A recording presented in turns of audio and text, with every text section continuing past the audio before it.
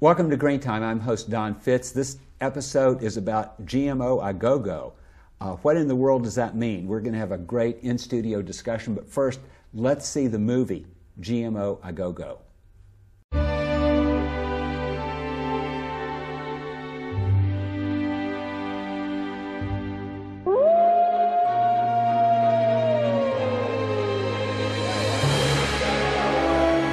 GMO-a-Go-Go. Hey kid, what's up? Do you hate having to eat those healthy vegetables? Is nutrition getting you down? Well, cheer up! Help's on the way. Say hello to GMO, genetically modified organisms. You can eat them all day. Not only will mealtimes be extra delicious, they'll also contain oodles and oodles of insect genes and fish genes. Just think of all that extra yummy goodness. But that's not all. We're irradiating everything you eat, so you'll never have to absorb a single nasty nutrient ever again. And don't forget about pesticides. Plenty of those. Yes, sir. Like to know more? Well, let's take a look. Corn is a staple food used in many, many ways throughout the food industry. Growing it takes time, money, and lots of pesticides to protect the crops from bugs, vermin, and fungus. Now, some people think that pesticides made by big biotechs are harmful for humans, animals, and the environment, but that's okay. We've solved that problem. Our GM scientists are putting the pesticide right inside the crops. That's right. Isn't that amazing? The food itself will kill those pesky critters stone cold dead.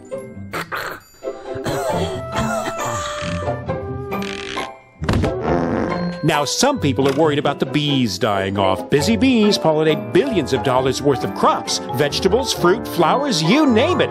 But some insects are just plain greedy. They'll eat everything in sight if you don't watch out. GMO to the rescue! Thanks to genetic engineering, the plant produces a toxin from the newly inserted bacterium gene. The toxin kills insects, but not humans. The Bacillus thuringiensis toxin destroys the insects' stomachs. Ouch. We have absolutely no testing results to prove that these are safe, but they are. Trust us. We care. And because the pesticides are already growing right inside the crop, GM plants can withstand more weed killer than the old-fashioned organic crops. No weeds, no bugs. More food, more profit. What's not to like? But that GMO goodness isn't just about corn. There's rice, soybeans, cotton, alfalfa, soybeans, papaya, soybeans, oilseed rape. Is that all? Not on your life. GM is the gift that keeps on giving. The possibilities are endless. Just imagine you're a limey Brit trying to grow strawberries in the frozen wastes of Scotland land. Well, in the future, why not insert a gene from a codfish who's built to thrive in the icy North Atlantic? Result, frost-resistant strawberries. Wow, I want it now. The effects of GMO food on humans aren't as tried and tested as we'd like, but there are much more important things that need our attention right away.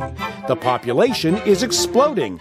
How will we feed everyone? We need food security, and we need it now. But just because tests on rats eating genetically modified potatoes showed them growing slower after 2 or 3 generations and developing fertility problems, and some organ development issues, some goody two-shoes scientists and whiny campaigners worry that that might happen to humans too. Well, let's wait and see. In the meantime, the biotech companies can rake in the profits that will fund more exciting GMO experiments. We love farms. We love them so much, we want them all. We want to persuade every potential partner farmer to forget all about that silly organic farming and get with us on the GMO bandwagon. Whenever we change the natural gene sequence of any plant, we get a patent, ASAP. It's our invention after all. Hey, the new GMO plants are our intellectual property. We aim to achieve total control of the seed. Got an organic farm nearby? Great! Soon everything you grow will be enhanced by the altered genes from our GM crops. Isn't nature wonderful? And what better way to spread the GMO goodness around than the wind? Accidental cross-pollination isn't our problem, and it's no excuse for profit loss. And once our genes get into your crops belong to us. Yep. Well, it's our technology. If you're going to use it, you've got to pay. We don't care how it got there. When we own the food, we will own life. So those naughty farmers better not save their seeds for next year's crop. If they do, we'll know. We'll tie up farmers for years in the courts. Farmers will just have to buy more seeds next year, and more pesticides too. It's win-win all around. If you want to fight us, we might just take your farm as a settlement. But we're human. Just. Thanks, Mother Nature, but we'll take it from here.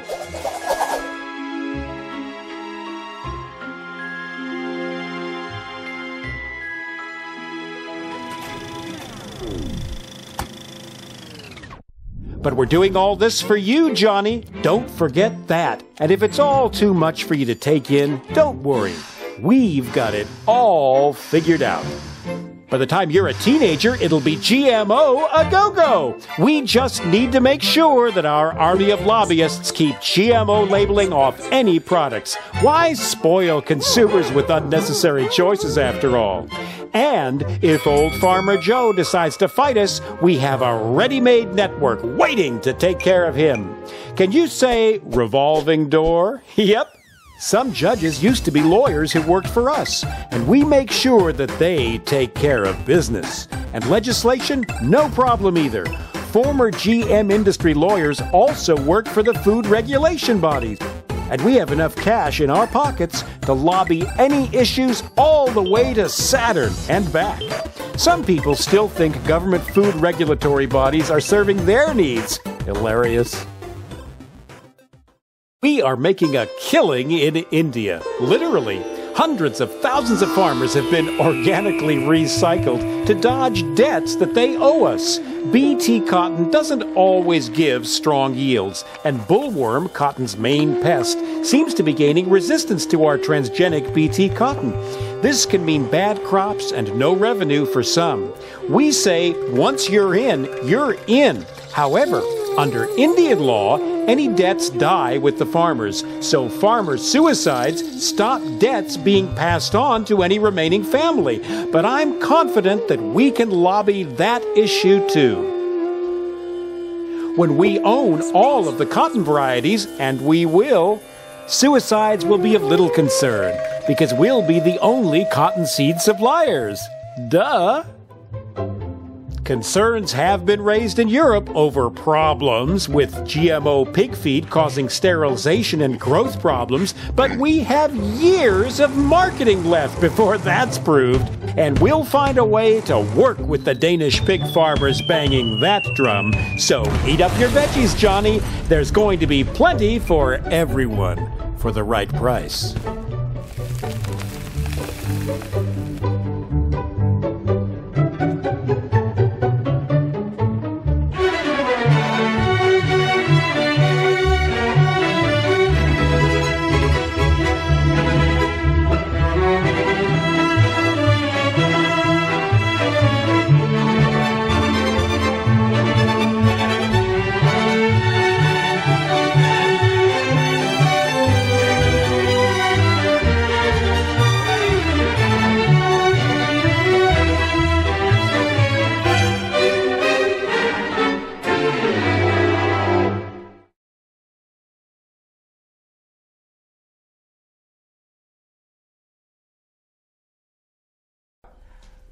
Well, welcome back to Green Time. We just saw the movie GMO-a-Go-Go, and I have a couple of guests who have some strong thoughts about food that we want to discuss. I have with me Christine Jackson, otherwise known as Sister Chris, with Healthy, Effective Alternatives to Live. I got that right? Yeah. Two thumbs up. Okay. Yeah, two thumbs up.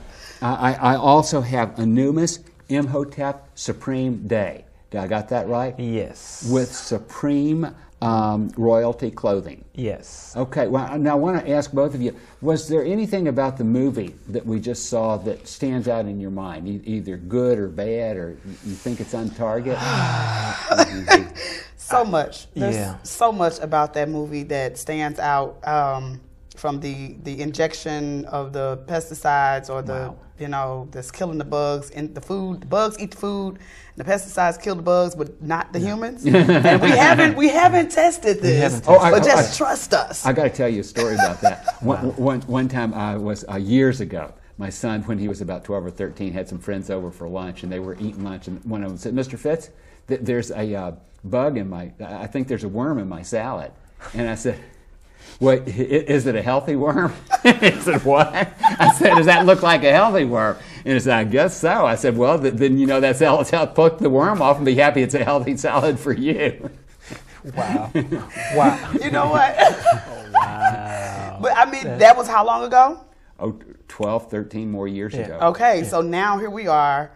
And you better be careful if you find something in your salad, because that may not be a healthy bug. It's just, I mean, according to the movie, it just might kill you.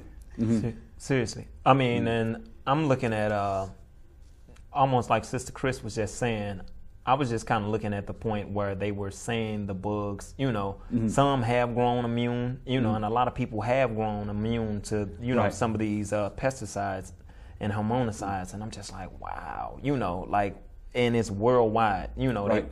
And the thing is, before they were doing it, people said that's going to happen. But the whole purpose, I think, was to get farmers addicted to using pesticide so they would be dependent on the chemical suppliers. Exactly. Right. And they want to kill the bees, but they call the bees greedy. They call the bees greedy because they want to pollinate many plants. I'm like, the poor bees. We need to raise more bees. Seriously. Poor bees. Okay. Now, Anubis, tell me, how do you think GMOs are affecting biology, everything from plants to animals to humans? What sort of effects do you see happening? Yeah, I'm looking at from a DNA perspective. I mean, it's changing your DNA. I mean, because the DNA isn't organic. It isn't heirloom. It isn't original. It's actually a DNA structure that's being changed. I mean, because if you're eating a seed, or if you're not eating a fruit or vegetable with seeds in them, I mean, and what are you eating? Yeah. What are you eating? I mean, so you're looking at your DNA strand is being changed, and you're not knowing it. So your thoughts, and your movements, everything is not really yours. It's actually dependent on what's in the food. So yeah, it's changing the DNA. It's changing the structure of the earth. So soil isn't soil anymore. Bugs are not bugs anymore.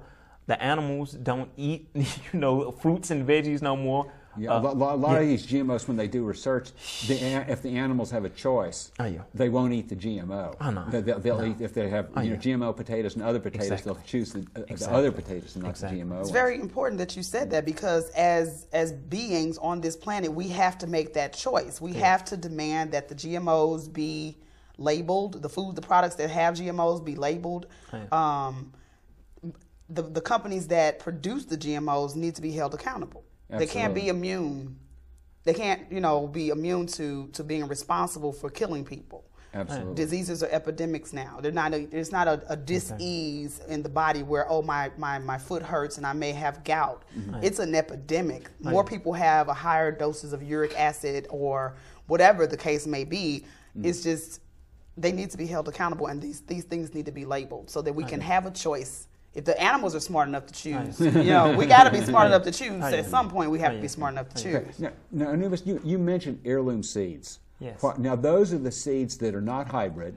The hybrids were developed to be sterile, so that they could not reproduce. Those are the old seeds that are grandparents, ancient seeds, great grandparents used. Exactly. What's the value of those? The value of those, you're looking at even touching back on the DNA, I mean, because we should, me personally, I eat the seeds out of my fruits and veggies, so you're looking at its original seed, and you can reuse this seed over and over versus a Monsanto seed that is a seed that you cannot use again. It's a Terminator seed, Right. and it deplenishes the ground, it deplenishes the minerals, within human bodies and the animal's body. So the heirloom seed is the best seed to actually use, for any kind of forming, any kind of sprouting, anything of that sort. And it's an heirloom seed. If the seed produces a plant, and then you can take the seeds from that plant and replant them. But if the seeds from if that plant doesn't produce seeds, or it produces seeds for things that don't grow, then it's a hybrid. It's not an heirloom. No. And where do you get these? Where do you get You actually heirloom have seeds? heirloom banks. People can log on and look up heirloom banks. They have heirloom bank seed banks. And a lot of gardening supply places sell them. A lot of seed seeds. companies. So if you just type in heirloom, HEIRLOOM. Exactly. And then whatever you want, heirloom tomatoes, I'm heirloom all over it. potatoes. Okay. Then Most you'll definitely. probably get a list of the seed companies that sell yeah. them. Okay, let's take a break, and then I want to come back and ask you if either one of you have ever heard of raw foods and what you think about that. Wow. We'll be back in just a minute. Welcome back to Green Time. I'm host Don Fitz. We're just talking about food, healthy food and unhealthy food. And with me I have Anubis Imhotep Supreme Day. I got that right. Okay. That's it. And we also have Christine Jackson, otherwise known as Sister Chris. Now, what about raw foods? I mean, is it better to eat food raw, or is it better to cook it for 15 minutes, or cook it for half an hour, cook it for 3 hours? Raw would be the best. I mean, because you're looking at it still in its natural state. It's nothing. It's very simple, straight to the point. You're dealing with all your nutrients, all your enzymes, any kind of vitamins. So you're dealing with that pure energy there versus dealing with something that you overcooked. So it's in a dead type state. Then Right. you actually overcooked it. All the minerals then went out in whatever water you boiled it. Or whatever grease. So you can add it, more chemicals on, now it's a chemical compound versus it just being exactly the way it was, or exactly the way nature kind of made it. So yeah, if you do cook it, if you can slightly blanch your vegetables. Just slightly. Yes, slightly. Yeah. 2 or 3 minutes, leave the crunch, That's the way I like my broccoli. Exactly. Some people like their broccoli mushy, but I Oh, like that mine mushy. just No. about 2 or 3 minutes, and then it's crisp. Exactly. Yeah, the thing about it is, think about it. We just had this conversation off set, before we started, is live. You're alive. You're Exactly. electric. You need alive electric foods that have the energy from the sun in them, charge. and Yeah. it's charged up and it gives you energy. So you Right. don't have this sluggish, fatigued feeling all the time. Walk around talking about you got the itis because you've eaten a plate full of food and now you want to go to sleep. You want to go to sleep because you've eaten a plate full of dead food. Exactly. Eat the live food and you have energy like us. Yes, seriously. I remember years ago I was reading about someone writing about going to England, and he said that they boiled their food so much that when he got boiled potatoes, he thought, well, why don't you just, when you get through doing that, why don't you just throw out the potatoes and drink the water? Seriously. That's exactly what Might as well. Yeah, that's something. Yeah, and that's really the way, that whole raw food versus cooked food. There's plenty of books out there that you can actually get on raw food versus cooked food. And even if you can go 50-50, a little live food and a little cooked food, that's even. Okay, so you don't necessarily have to have everything raw. Yeah, if you can at least balance it out, Right. at least balance it out. For the average person, at least balance it out, But if you're a superhuman, go all the way raw. Now, don't get mad at me when I ask this, but is it true that the first raw foods advocate was Count Dracula? Yeah, I remember this joke. That might have been the first raw foods. But we're generally talking about vegetables. We're Vegetables. generally talking about Vegetables. vegetables. I was going to That's say, it. yeah, there's plenty of books out. You have a book that Yes. really, his book is phenomenal.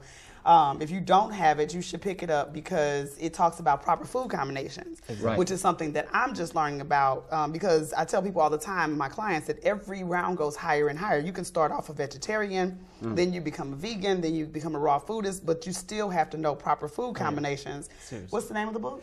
It is Supreme Raw Foods with a proper food combination. You know. Okay, good. Yes, and you guys can contact Sister Chris. You know, if you guys want a copy.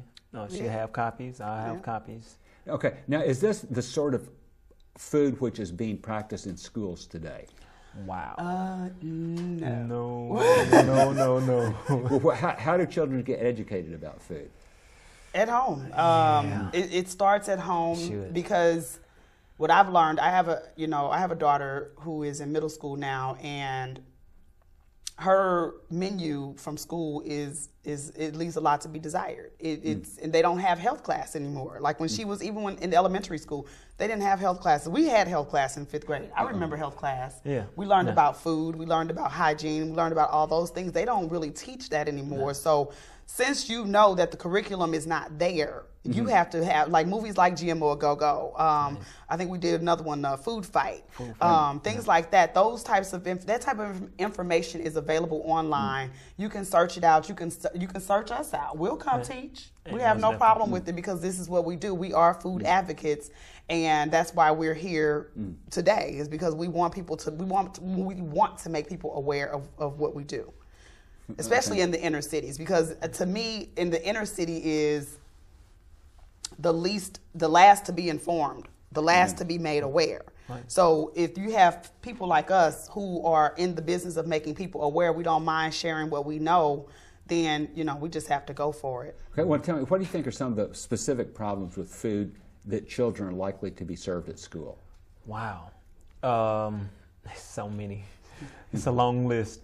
I mean, you're looking at the sweets. I mean, the white sugars. White sugar in almost every meal. Yeah. The white sugar is there. High fructose corn the syrup. high fructose corn syrup.